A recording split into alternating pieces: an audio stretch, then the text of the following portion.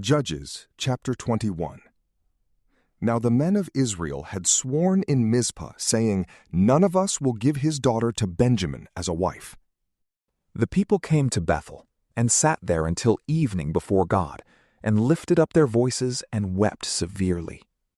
They said, "The Lord, the God of Israel, why has this happened in Israel, that there should be one tribe lacking in Israel today?"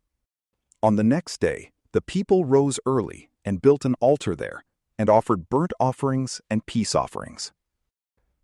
The children of Israel said, "Who is there among all the tribes of Israel who didn't come up in the assembly to the Lord?" For they had made a great oath concerning him who didn't come up to the Lord to Mizpah, saying, "He shall surely be put to death." The children of Israel grieved for Benjamin their brother, and said, "There is one tribe cut off from Israel today. How shall we provide wives for those who remain, since we have sworn by the Lord that we will not give them of our daughters to wives?" They said, "What one is there of the tribes of Israel who didn't come up to the Lord to Mizpah? Behold, no one came from Jabesh-Gilead to the camp, to the assembly." For when the people were counted, behold, there were none of the inhabitants of Jabesh-Gilead there.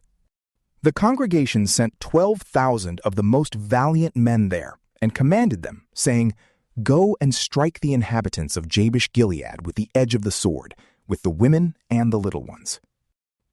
This is the thing that you shall do. You shall utterly destroy every male and every woman who has lain with a man. They found among the inhabitants of Jabesh-Gilead 400 young virgins who had not known man by lying with him, and they brought them to the camp to Shiloh, which is in the land of Canaan. The whole congregation sent and spoke to the children of Benjamin, who were in the rock of Rimmon, and proclaimed peace to them. Benjamin returned at that time, and they gave them the women whom they had saved alive of the women of Jabesh-Gilead. There still weren't enough for them. The people grieved for Benjamin, because the Lord had made a breach in the tribes of Israel. Then the elders of the congregation said, "How shall we provide wives for those who remain, since the women are destroyed out of Benjamin?"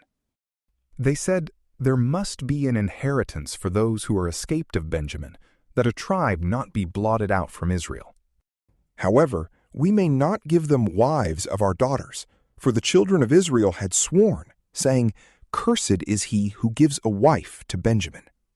They said, "Behold, there is a feast of the Lord from year to year in Shiloh, which is on the north of Bethel, on the east side of the highway that goes up from Bethel to Shechem, and on the south of Lebonah." They commanded the children of Benjamin, saying, "Go and lie in wait in the vineyards. And see, and behold, if the daughters of Shiloh come out to dance in the dances, then come out of the vineyards, and each man catch his wife of the daughters of Shiloh, and go to the land of Benjamin.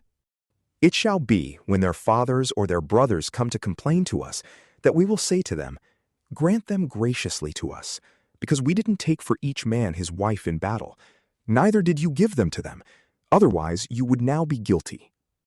The children of Benjamin did so, and took wives for themselves according to their number, of those who danced, whom they carried off.